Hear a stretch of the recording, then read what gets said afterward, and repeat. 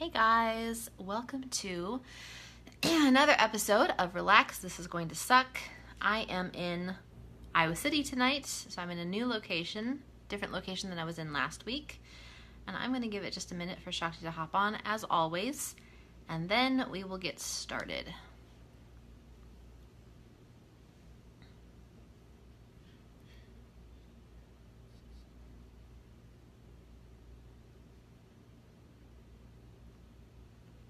Hey, Latanya.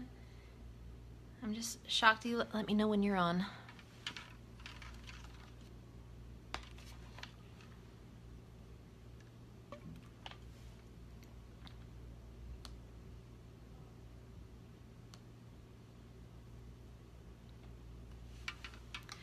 I had a very interesting travel day today. I don't know why I choose to travel on Mondays. Although it does help with stories. It really helps with stories. I travel on Mondays right before the podcast.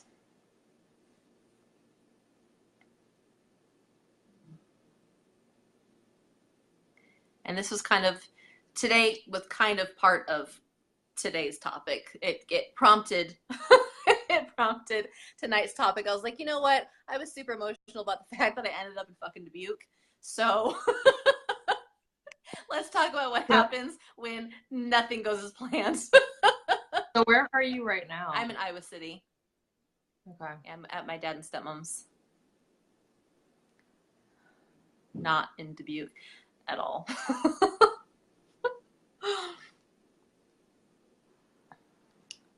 Okay, I'm trying to share.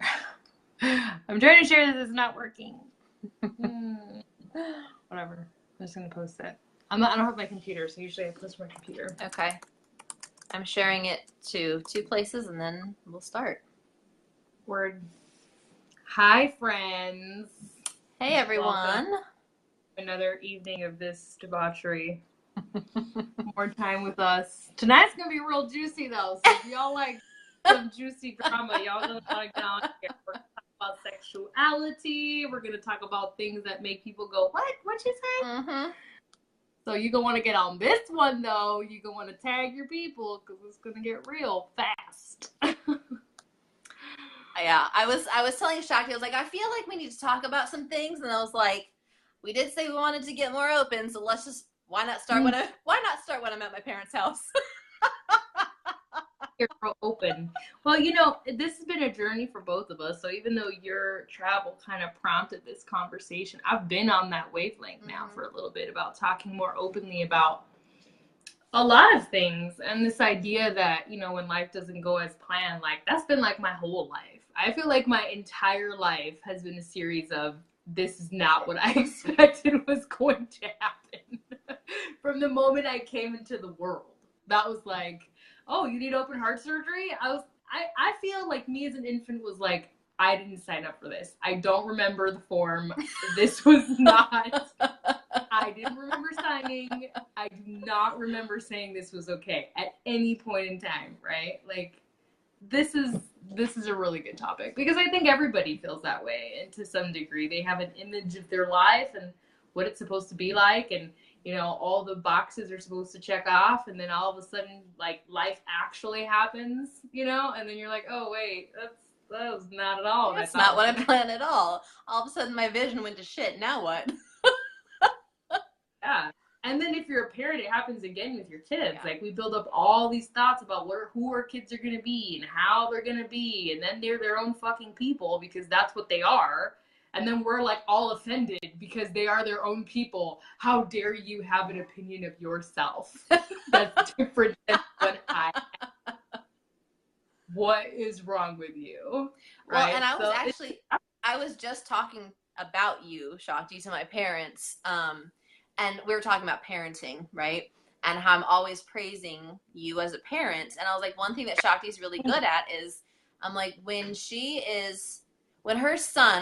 is behaving in a way that may make you feel uncomfortable, you always ask yourself, why am I uncomfortable about this? Why is this triggering me? And it's exactly what you're just talking about, you know, that we always think that children should behave in a certain way and be a certain way, and we forget that they actually come here to teach us versus the other way around.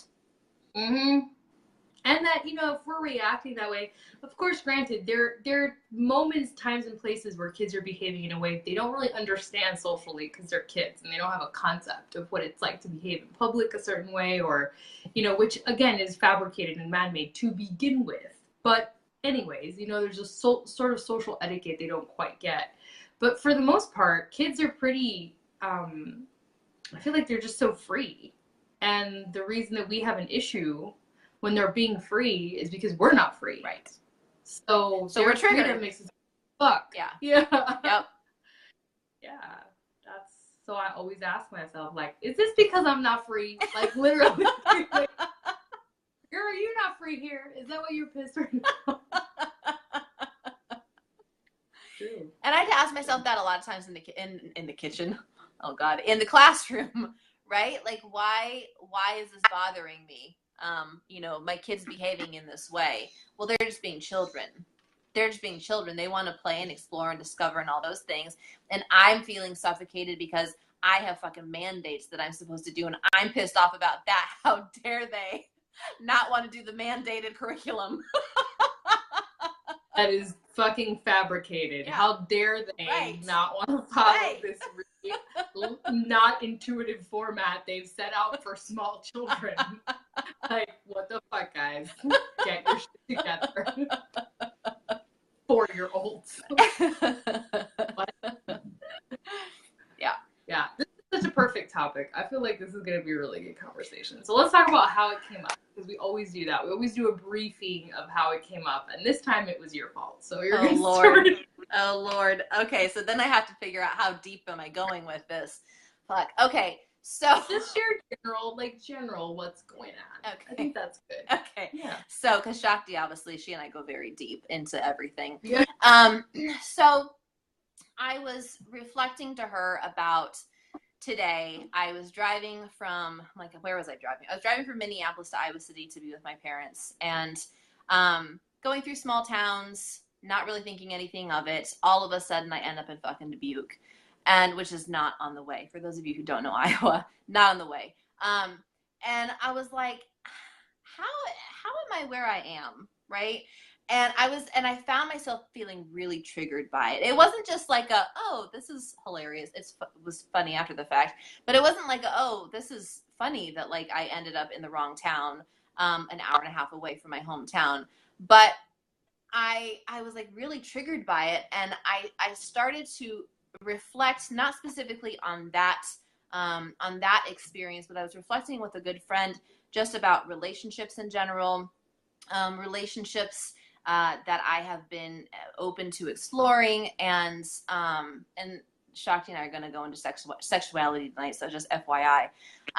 But I was just reflecting on that with a good friend of mine, and realizing that I was triggered because I have been reflecting on my own personal journey with relationships, and the underlying theme of it all was shit didn't go as planned. Today didn't go as planned. I've been opening myself up to possibilities of other types of relationships, and it's not the vision that I had for my life. And Shakti and I have talked about this in other episodes.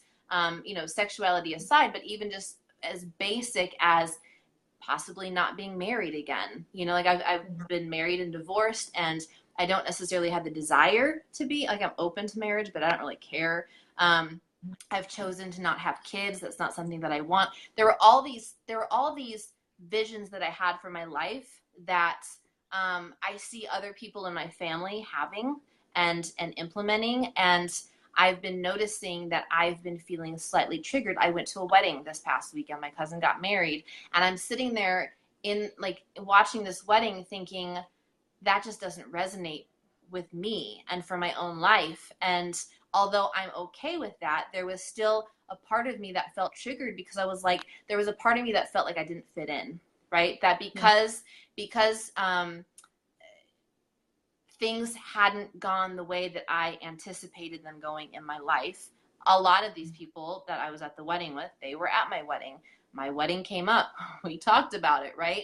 And it was just like this interesting, just kind of like underlying tone of, there was a part of me that felt like I had failed, right? I got married and I got divorced, and I was supposed to have kids and I'm not having kids. And I've had a variety of types of relationships, and I'm still exploring, like, what do I want, future relationships to look like. And there was, my ego got really triggered. My inner child got really triggered. Will I be accepted? I know like that I will be loved and accepted, but it's like, what does that mean when the vision you had for your life is no longer anywhere to be found? So that's kind of how this came up. Yeah. And I mean, I resonate so much with this topic. And when she was like, I think we should talk about this, she's like, I don't know what, would resonate with you. I was like, girl, that's like my whole life, like literally my whole life. And it started very young. I mean, yeah, I was born with a condition. Obviously, I made a joke about that. Like, I didn't plan for that when I came here, but I totally did. But, in life, as I started growing up as a young adult, and this is directly addressing sexuality, when I realized that I was different than the people around me, I wasn't developing the same kind of crushes. I wasn't developing the same kind of interests, that my interests were actually really broad. And it was a lot more broad than what I saw normal people, that's what I called them, expressing. And I come from a Cuban immigrant family where all girls need to have long hair and no tattoos and piercings and date boys and have babies. Like, that was the expectation. And I quickly discovered that I loved tattoos and I loved piercings and I loved everyone, and I didn't want to have long hair forever. And I loved, being really wild and expressive and bold and daring and all the things that I was told were not me for a long time. And every time I did something or expressed something, there was always like this sigh of disappointment or this like rejection of me. Like, oh, how dare you do that? Or what are people going to think? Or how, like, it was this constant, like, rejection of my identity, which I was forming at a young age. I didn't really know what was happening, but that I was looking for me. I was looking for who I am and experiencing that through preferences. And I quickly, at a very, very young age, I came to that pass where I realized, man, my life is not going to look like anything I thought it was going to look like, or I was told it was going to look like from the time that I was very young. And I had to really let go of a lot of those expectations and go sort of into the wilderness of my life and just be like, what's in this random jungle? That is my life now, that there's no path. It's like I got off the dirt road and went into this like bush. And I was like, I don't know where I am at all. Yes, Susie, typical Hispanic family. Exactly. So my expectations were very structured, and then I kind of blasted through those. And then it happened again later on in life, in the other way around, which was where the story gets really interesting, right? Like Anne, I get married, I get divorced. A year later, it's a shit show. I feel terrible. It's awful all the way around. Like, everyone's wounded, everyone's pissed, like, no friends, like the same thing. And then later on, I end up, now I'm married to a cis man who is the father of my child. And again, my identity changed again, and my perception of myself changed again. And, and so for me, my life has always been this like, well, what's happening now? Where are we now in the present moment now? And remembering that life is about present moment to present moment to present moment has been a really powerful tool for me to navigate those like expectations being crushed, and those like, my life didn't go the way I planned, and I thought I was doing this, and now I want to do this, and I thought, and I think that really hurts us more when we forget that really life is only a moment-to-moment experience. It's nothing more than that. It's not like a track record, like a Santa Claus list of who's been naughty or nice, like it's not that, but we treat life like it's just a tally scroll. You know what I mean? Like that's what we treat it like. When really that's not life at all. Life is just here, and then it's here, and then it's here, and then it's here. And it's constantly inviting you to be more present and more present and more present. And we are the ones who are like, but,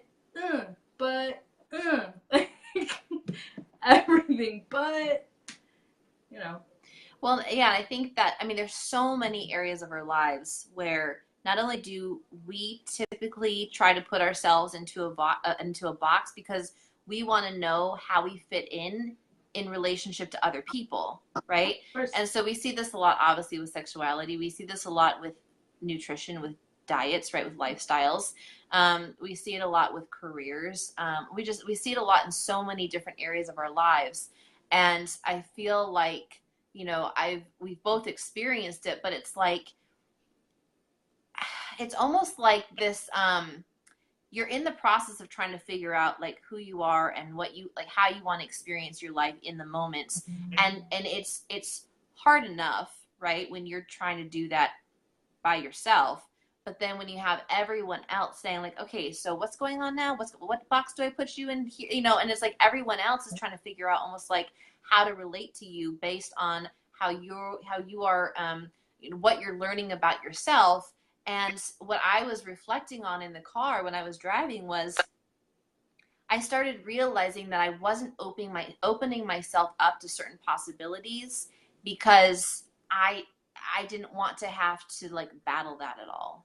I didn't want to have to worry about like how other people are going to perceive me or whether or not, and it's not even about, and I want to explain this a little bit more. Like it's not even, for me, it's not about being loved, accepted, or judged or any of that, because I have very accepting and loving friends and family. It's not that, but it's like there's a process to go through, right? When you choose to open yourself up energetically to anything that you want, and we could even talk about this with money, right? If you want to open yourself up energetically to living a new truth, whatever your new truth is, you are going to have to really process and work through all the shit that comes your way. Like there's just a lot of shit that's going to come your way. And for someone who has gone through that work in other areas of my life, there's a part of me that's like, I don't know, I want to do that again. Like maybe that wasn't a whole lot of fun. Maybe not. Maybe not. It's like, you know, sometimes you're like, do I really want to open that can of worms, or am I, and this is where a lot of us stay stuck in our comfort zones, right? Because we're like, I'm comfortable here. It's familiar. I know what to expect. And so if I don't open that can of worms, I'm good. Yep. But then you have something happen in your life, right? There's a positive trigger in the fact that you're like, oh, but I could experience that. Right? I could experience that, and the curiosity starts to happen, and then you realize in order to fully experience that, I have to open myself up, and in order to do that, I have to actually do the work. And that's where a lot of people don't want to do it. Yes. Yes. It's, you know, this process is so, it's so good for you. It's so good for you. It's so good for you to be so committed to figuring out who you are that you feel that tension of opposites. It's so good for us to feel the tension of opposites. It's so good for us to feel a new desire and then feel that immediate resistance, because that's communication. That's such an important communication to our spirit. Like, this is your spirit saying, go here, look at this. This is yet another layer of authenticity that is just waiting to be discovered by you. And way too often, regardless in the arena that it is in, we just turn that off, like you said, and we decide we're not going to look at that. And yet all the while, we've got this like bubbling up thing happening inside of us. And it's just like, bubbling up, and then things start to happen, and then you're just suppressing, and then eventually we like blow, or we like get a divorce, or we freak out on someone, or we binge eat, or we, you know, like we have to release the tension somehow, so we're going to freak. Like, that's what happens. But if we're willing to invite the resistance in and like be with it, like say to yourself, my expectations have been completely shattered. Like, everything I thought my life was going to be and how it's going to go, that's not what's happening right now. And I'm scared as fuck right now. I'm scared. I'm uncertain. I don't know who I am. There's a part of me that feels really like off base. And I need to look at that, because this is a new experience. And the new is always taking you to better. New is always taking you to better. New is always trying to grow you. New is always trying to expand you if you're willing to let it expand you. So being really honest with yourself and being like, okay, right now, whatever's going on, I have no idea what's happening. This is new. I'm freaking out. I don't even want to tell anybody. Like, I'm a wreck over this new thing that I'm experiencing. At the same time, I recognize that when I am brought to the threshold where the resistance comes up, it is an invitation from my spirit to further, more deeply know who I am. And I have the ability, because this is what free will actually is, I have the ability to recognize the invitation and to accept it, or to deny it and continue living my life the way I have been, which is not fully me, but it's okay, you know. And this is what we do. We bargain with ourselves day in and day out. Resistance comes up, the invitation is presented, and we bargain. We begin that bargaining process. Am I going to take it? Am I not going to take it? Am I going to say yes? Am I going to back away? You know, and that's okay, because you have free will. You have the capacity to say yes or say no, or put it on hold, or put it somewhere else. Like, this is the beauty of being in a space time continuum where you get to choose things. Like, that's the beauty of it. At the same time, if you are watching us, you're probably someone who's really committed to authenticity and to knowing themselves on a deeper level. Then the obvious step is to say yes, and to open the door, and to not know what's going to happen on the other side of that door, but to do it anyway, because you know what that is. You know what that tapping on your window is about, and it's going to take you where you want to go. Yep. And, you know, as you were talking, I was just reflecting on my own situation. And I'm thinking about the fact that this is also where self-love is like so important, because I'm like, where do I want to go with this? Because there's so, I'm like, but really it's more about how deep do I want to go with this? So I was reflecting, if we're just going to talk about sexuality straight up, right? Like, I was reflecting the other day with another friend of mine, and I was just sharing that, you know, we're so used to being fit in a box. And I mean, I view sexuality, and I think Shakti does as well, as a spectrum, right? There is no black or white. There is no. That's what it actually is. It is. Yeah, it's a spectrum. It is. It is a spectrum. But what I have found, so my background, I guess, is I've primarily dated men, but I did date a woman for a short period of time. And I was in a band for 7 years that identified as a queer band. But I was oftentimes perceived as the straight one in the band, not by the band members, but by people, you know, right, people who would watch us, because we played at a lot of gay clubs. We played at a lot of pride festivals. And a lot of times, like, if I was dating a man at the time, like, they would come, right? So I was viewed as the straight person in the band, even though, like, I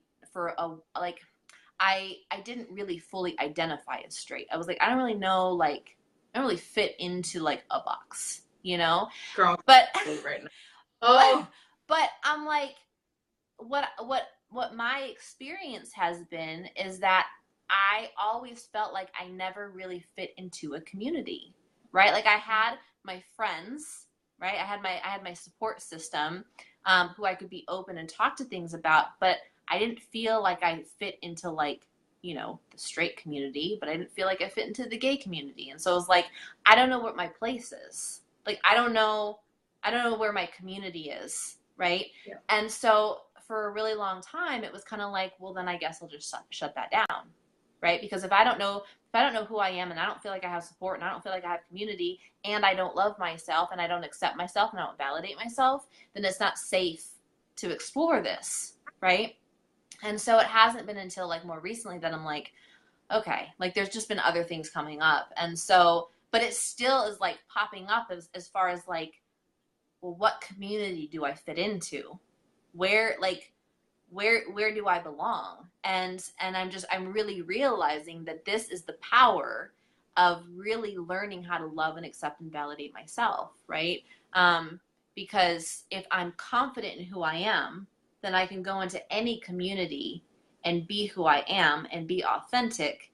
But that doesn't, like, there's practice that comes along with that. You don't just like automatically, you don't just automatically live in that authenticity. And it's so silly to even have to ask that question. Like, where do I belong? Like, the more I think about that question from like a spiritual perspective, I'm like, we're all dumb. Like, that's really like, we are all so dumb. Like, what? Because here's what happens. We want to take a concept like sexuality, which is so sacred and so powerful and so universal and so enormously incredible. And we want to like compress it. We want to put it into a zip file. Nobody even knows what that is anymore. It's like a zip file on a computer and like make it this like really laser focused thing. And it's like, what an example of this really dualistic consciousness that so many of us have. What an example that you want to take this really glorious, expansive thing that connects us to one another on such a sacred, literal root to root way, that is such an intimate expression of affection and appreciation, and we want to fucking condense it into like, you're this or you're that, but don't fucking color outside the lines because we can't have none of that mess. Like, that is absurd to me. It is the most absurd thing I have ever heard. And the older I get, the weirder it gets. That's totally true. The older I get, the weirder it gets. And like you, I felt like I played a role for a long time. Like, I was just playing a role. Like, people labeled me as a lesbian because I had female partners, and I'm like, I guess. Like, it was just a weird word. I'm like, I don't even understand. Like, what does that mean? Like, even at 18, I was like, I don't understand what this word means, you know? And I couldn't resonate with that identity. And then it was like, well, then are you like bisexual? And I was like, but this trans person is beautiful. And I'm like, I don't understand what's happening. You know what I mean? Like, I just didn't have language. And it's because our experience so far supersedes language. For the most part, the majority of us are very much on that spectrum. Yep.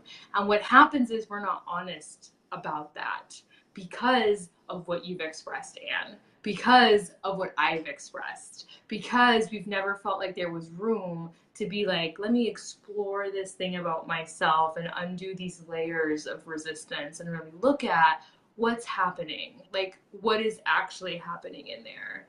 And so as a result, we're all like, we're this or we're this, like, and this is how we operate on every level. Like, you're either this or you're this, and it goes with everything. Yep. Like, this is how we talk about everything. Super black and white, super dualistic, super, you know. And the thing is, y'all, if you're watching and you're really listening to this message, you are a fucking starseed, like not even fully human. There is no way on earth to compress you into boxes and like dissect you like that. That makes no sense for the core of who you are. The essence of who you are is literal star stuff. You are literally consciousness living in like a vessel. Okay, so to even imagine for a second that you can be put with a label or a box and somehow fully identified is literally the craziest thing I've ever heard in my life. Like, I hope this is blowing your mind because it's crazy that we do this to ourselves. And then we're crushed when these expectations get folded into themselves and we're like, oh, but that didn't happen. And we forget that you are like literally God. Like, what is happening? mind-blowing to even have this conversation. Like, are you beginning to see like how radically small we think in comparison to how radically large we are? I just think it's hilarious that we were like, again, on the exact same page today. Like, Shakti and I haven't talked today. This is the other thing. Like, we haven't talked today. We didn't even really talk yesterday. We didn't even really talk yesterday. Like, we haven't really talked in a couple days. And so the fact that I was like having this experience, and then I like reached out to her and she was like, I was just talking about this today. I was like, of course you were. Of course you were just talking about this. And it also makes sense. I was like, you know, as going back to my trigger today, I was just like, why am I like on the verge of tears that I ended up in Dubuque? Like, why is that a thing? Right? And this is the thing, like when we're triggered, it's so important to look at where we're triggered and why we're triggered, because we think it's because we ended up in another town an hour and a half away. But what's actually happening is that we have suppressed these emotions that we haven't actually been paying attention to. And so it comes up when you get into an argument with your partner and you fly off the handle because they didn't do the dishes. It's not about the fucking dishes. It's not about the laundry on the floor. It's not about the fact that they didn't take care of your child. Like, it's not about that. It's that you've suppressed something that you're not looking at. And so I was grateful. You know what? I was grateful for that additional hour and a half drive because I had some really interesting realizations about myself today. So, and that's the other thing to remember, right? That when life seems to be taking you like the long way around and you're like, I don't have time for this. Like, it's happening for a reason. And I knew it. Like I even said, I did end up boxering our mastermind. I was like, okay, I know this is good. I know this is happening for a reason. I'm pissed off right now. I don't know what that reason is, but I know it's going to come to me. And as long as you're open to what is the situation trying to teach me, the answer will come. 100. And I will say, like, an intimate relationship, for example, with my husband, our relationship has gotten so much better when we actually talked about the stuff. Like, talked about the shattered expectations. One of the most intense conversations we had was after we had a kid. And our relationship was a completely different relationship. And there was a lot of separation and there was a lot of depression on both ends, him and myself. And I quickly saw how relationships fall apart once you have a child. It was like automatically obvious to me why that happens and why there are so many single parents with really young kids.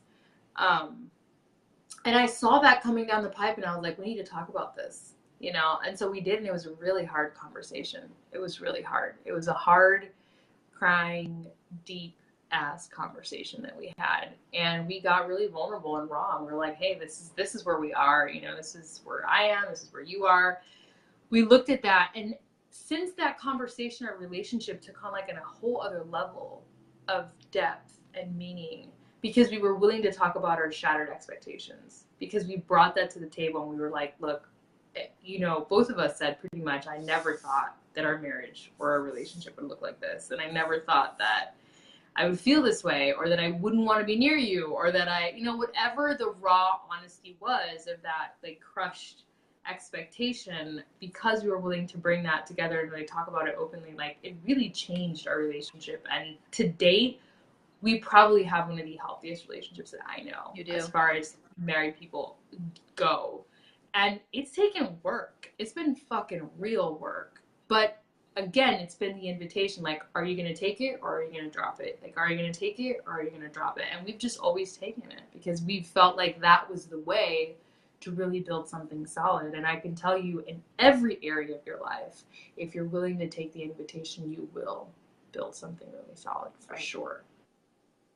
Well, and when you have, so Shakti and I have both gone through this, like when you have something like a divorce, for instance, right? So when you're married to someone, those of you who are married or who have been married, you understand that as soon as you get married, and even before you're married, like you start building this vision with your partner of what your life is going to look like, right? Mm-hmm. I mean, even just beyond like we're going to have kids or not have kids or whatever, but you start to look at where we're going to live, what kind of house, what is the style of house you want, like you build such a vision with your partner. And so when I went through my divorce, it's not like my specific vision of what I wanted for my life, I thought, changed, right? And so it's just like, oh, well, that person's no longer in my life, but I still want this thing for my life. And so what I didn't realize was that when I got into the next relationship with the next person, I just kind of assumed like, well, we'll just plug and play. We'll just plug them right into what I've already created for my life, or in the process of creating, not even realizing that they have their own vision for their life and failed visions and failed relationships and stuff like that, and there was a lot of contrast in my last relationship because of that, because I was like, I don't understand why you don't want the same things that I've been personally working on for the last 5 years. What do you mean I have to start all over? And it was a real blow to the ego. Like, part of the reason that relationship ended was because I was unwilling to release those expectations. I was unwilling to release that vision. I was unwilling to look and admit that my life could look differently, right? Different. And so that relationship failed, and now I'm having to like really, I mean, obviously I had no idea that I was going to be on the road, and not have any like stuff, and there's just a lot obviously that's changed in the last couple of years, and when I left Chicago, it was not just about leaving Chicago. It was that, and it wasn't even just about leaving, like getting rid of all of my stuff, but it was, I am literally like walking away from this vision that, when I moved to Chicago, I was engaged. When I moved to Chicago, I was in the process of planning a wedding. When I moved to Chicago, I was in the process of creating this vision. And when I walked away, I had a divorce, I had lost my career, and I had another relationship that ended. And it was like I was walking away from what I perceived to be so many failed visions of my life. And it was like, I'm like feeling emotional talking about it, because it was like, I felt like when I drove out of Chicago, I had to say goodbye to all of them in my rearview mirror. And this, a lot of people I think look at this journey of living on the road and they're like, oh, it's so exciting, and you have all this freedom, and just, you kind of live by the seat of your pants, or fly by the seat of your pants. And I do, but I think what a lot of people don't understand is that this journey has been extremely painful. It's been a lot of me having to face the things that I have shoved down for so many years. And everything has been coming to the surface in the past year. Things that I can no longer ignore. And it's, yeah, I mean, I don't even know where to go from there. It's just, when you shove down the visions of your life that you have had to release, they're gonna come up at some point, and you're gonna have to address them. So if you're living your life right now thinking this is not how I planned my life, this is not how I saw it going, and you're like, oh well, just move on to the next step, it's gonna come back. Like, it's gonna come back, and you're gonna have to address it. Redirection feels like rejection a lot. And I think if we do not accept that there is an organizing principle in the universe that is so great and so wise and constantly responding to our rockets of desire moment to moment, and is constantly trying to help us align with what is in our greatest good. If we do not accept that concept as true, it becomes devastatingly difficult to navigate the redirections of our life. But if we are willing to accept that concept as true, then suddenly those experiences feel very different. They take on a different quality. And I think part of what you are growing through, Anne, is discovering that there is a very different quality to understanding that there is literally alignment on a moment-to-moment basis in your life, and you are being presented with the redirection and the redirection and the redirection, and the ego does not like to be redirected. The ego is very invested in what it thought was going to go down, and the soul, however, is so flexible. The soul is all about adventure, and it's all about discovering itself. That is the language of the soul. So when it gets redirected, it's like, awesome, here's an opportunity to really discover like more of this. And meanwhile, your ego is fucking having a panic attack in the background because it's like, whoa, this is not, no, we're not gonna do this. This is not. This is not on the itinerary, guys. This is not the itinerary. I didn't book this flight, so I don't know what's happening. Like, that's the language of the ego. So now you can identify where you're actually sitting if this is a moment that you're in right now. Okay? And understand that, remember that phrase, redirection often feels like rejection. And it's not. It's just redirection. And part of healing that and learning how to let go of those expectations, which first of all, expectations are egoic by default. Like, you don't form expectations in your soul. Your soul doesn't come to the planet like, I have all these expectations about what's going to happen when I get here.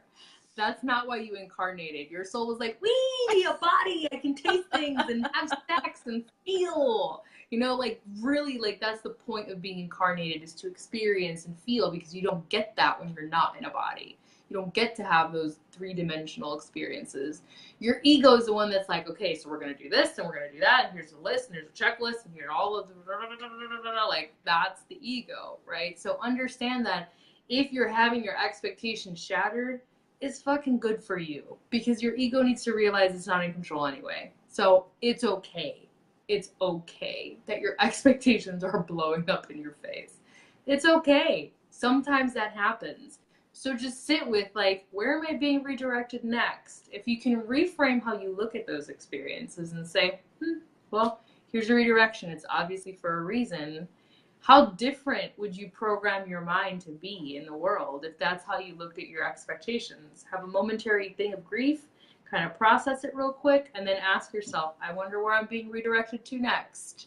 And how different would your experience of life be if that was the energy that you carried behind? You know, it's made a massive difference in how I've perceived my life since I started to see it that way, versus, oh my God, my life is falling apart, which is how I used to see it every time that it would happen. So you're talking about that, and all of a sudden I realized what my tattoo is going to be. So for those of you who don't know, Shakti just got a tattoo on her inner left bicep, and a good friend of ours also has a tattoo on her inner left bicep. So it's been expected that to be part of the gang, right? That my next tattoo will be on my inner left bicep.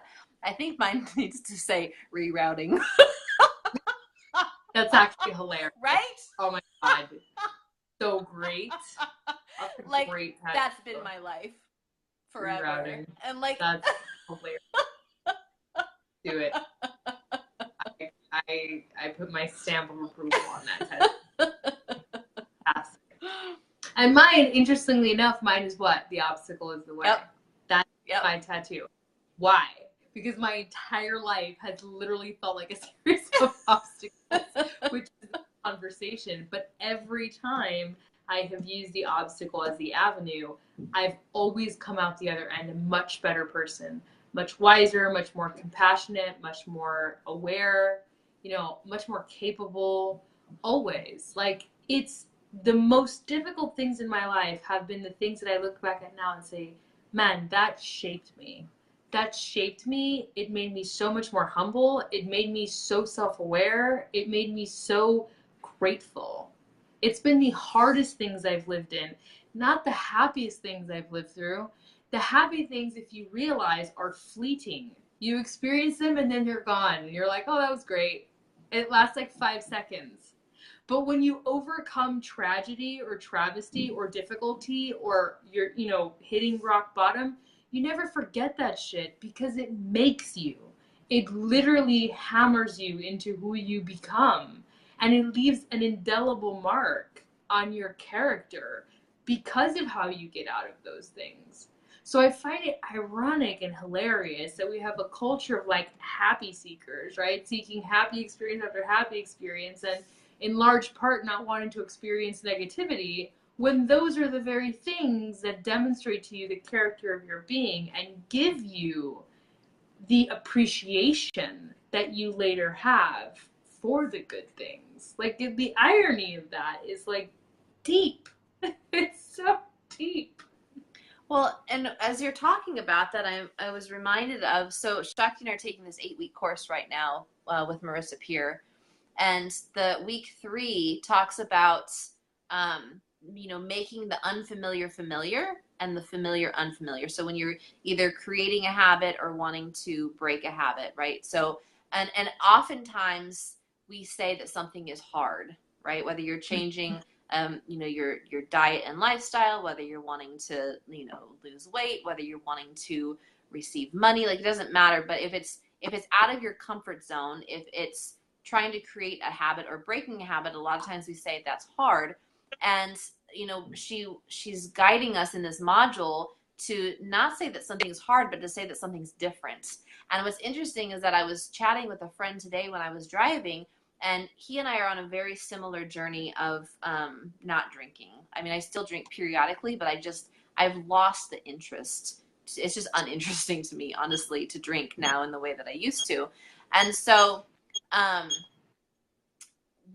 he was talking about this. He was hanging out with friends this past weekend who are really heavy drinkers. And he was just wondering, like, how will this experience go? They're really heavy drinkers. I choose not to drink. And will that be hard?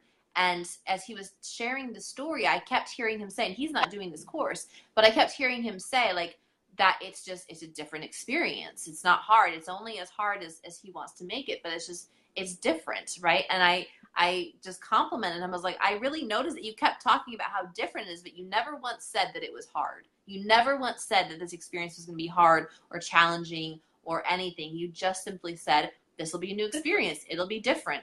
And the way that you respond to saying that something is different is very different than how you respond to saying something is hard or challenging. Yeah, like that's brilliant. Like every time an expectation blows up in your face, this is different. That's a great thing to say. Well, this is different. Or plot twist.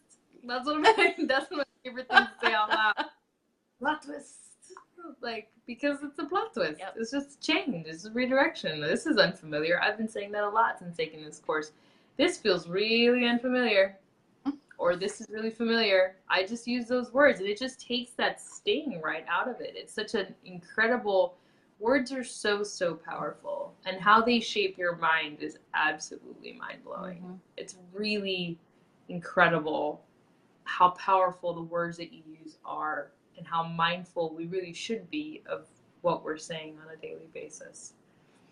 Yep. When you're aware of what you're saying, you're very aware of what you're creating. Because that's how you're creating. Right. I mean, your words are literally, this is like biblical shit right now, are literally creating your reality on every level. And your words are a reflection of your consciousness. Your words are a reflection of your consciousness.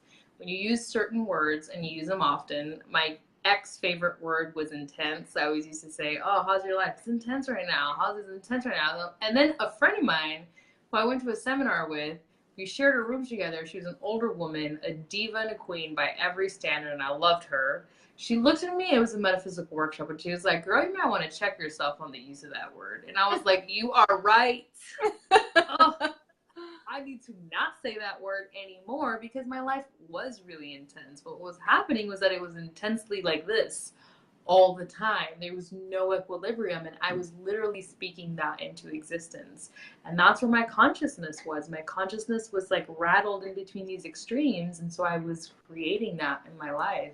So a simple exercise to walk away from this is like, what are the words that you use often to describe your life or to describe yourself? Whenever someone's like, how are you doing? What do you say? I'm tired. Is that what you say? Mm-hmm. Every time someone asks you how you are, I'm busy. Mm-hmm. Is that what you say? Every time someone asks you how you are? Because let me tell you, you're going to be tired and busy for the rest of your life till you die. Till you die. Because those are the words that you're using. Yep.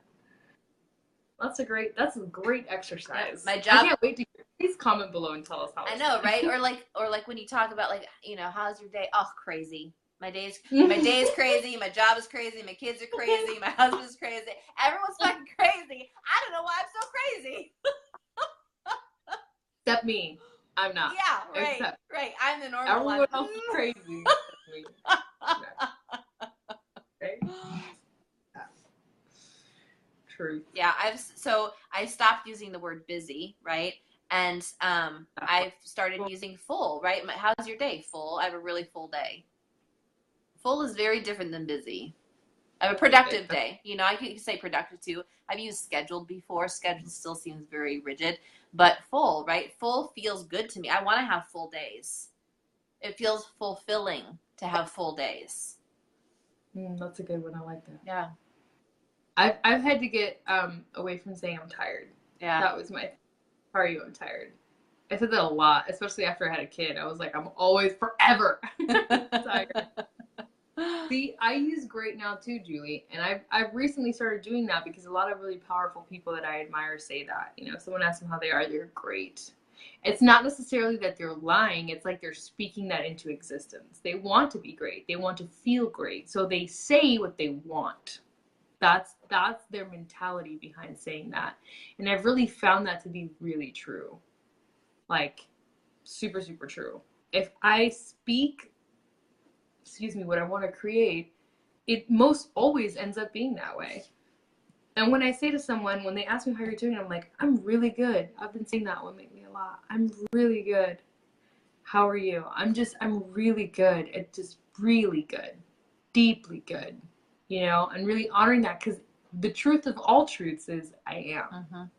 The truths of all truths is I am really good. All the superficial stuff is just commentary. That's what it is. But deep down, my soul is fucking good. You know?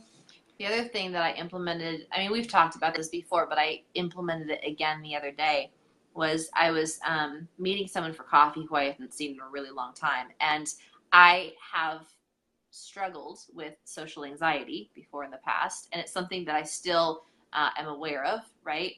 And I also know that anxiety and excitement feel the same in your body, right? It's about what you, again, speak into existence. So the entire driving to this coffee shop, I experienced like the nervousness and the butterflies and the anxiety and all of that. But I was like, this is not the experience I want to have. I don't want to perpetuate this. And so the whole drive, I was like, I'm so excited. I'm so excited. I'm so excited to see this person. I'm so excited. And it's going to go so great. And I'm going to always know what to say and blah, blah, blah, blah. You know, I just continued to talk about however I wanted it to go, was what I was talking about. And I just focused on the excitement of how good it was going to feel to see this person who I hadn't seen in a really long time and to have a really wonderful conversation and to really enjoy each other's company. And yeah, when I first showed up, I was a little nervous. Like my hands were kind of shaking and I was just focusing on the excitement and it went away. Mm-hmm. It totally went away and I had like the best time hanging out and again had really wonderful conversations. So, you know, I know that it would have gone very differently if I was really focused on I'm so anxious, I'm so nervous, oh my God, like, you know, so just be aware of, again, what you're speaking into existence. Be aware of how powerful you are. Yeah. At every moment. With everything that you do, say, buy into, be aware of how powerful you are. Because you are literally creator of worlds. And how you speak, how you feel, how you believe, that is the matrix that you are creating on a day-to-day. Yep. And with that, mic drop. I know. I mean, it's already 8:54. We're basically at the end anyway.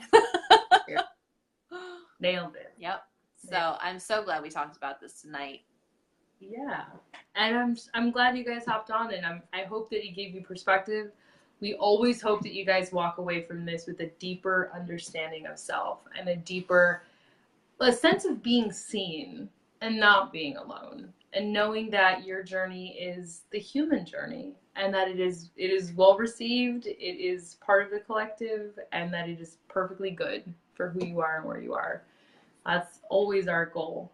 As always, we always tell you guys, if you want to reach out to us, you can, to work with us. If you need help, if you need support, we're both really vested in the power of health and fitness and what that does to our lives. And it's completely transformed our mental state and our relationship to spirit even. It's been a really powerful tool for us, and we work very closely together with that in our team. So if that's of interest to you, reach out to us, or for any other reason, we're always here to support you guys. on your individual and collective journeys. Yeah, and just remember too that there's a lot of like, I would say the majority of people, I would say everyone, but let's just say the majority of people are experiencing this. The the discomfort, the uncertainty, the, you know, is this normal?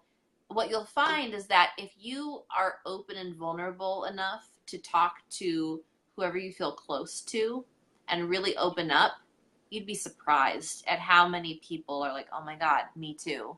Right? But it's that there's just so much shame in our society about not talking about things. And so, but I cannot tell you how many conversations I've had with close friends in just the last couple days. And I'm like, oh my God, like, I'm not. You too? Yeah, I know, right?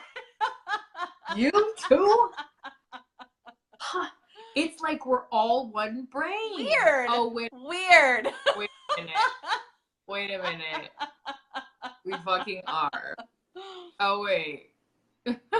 Right. Anyone who says that they don't know what the fuck you're talking about is not in touch with themselves. That's all it is. That's all it is. Yeah. Like, we are literally all connected, you guys. Literally. Like, energetically, every single one of us is plugged into one brain, like a huge energetic brain. And this awakening that's happening, this like, and this is why we all feel grief at the levels that we do together when something is happening in the world, and we all feel joy together when something is happening in the world, because we are literally synced in. So don't be afraid of your story, because you are not the only one living your story. There are others, and they will probably really appreciate connecting with you over your story, so that they don't feel so alone. Yep. All right, guys. Thanks for hopping on tonight. Shakti ended it so beautifully earlier, so I have nothing else to say. We love you guys. We hope you have a great evening and then a great week until we meet again. Yep. We'll see you guys next Monday. All right. Bye. Bye.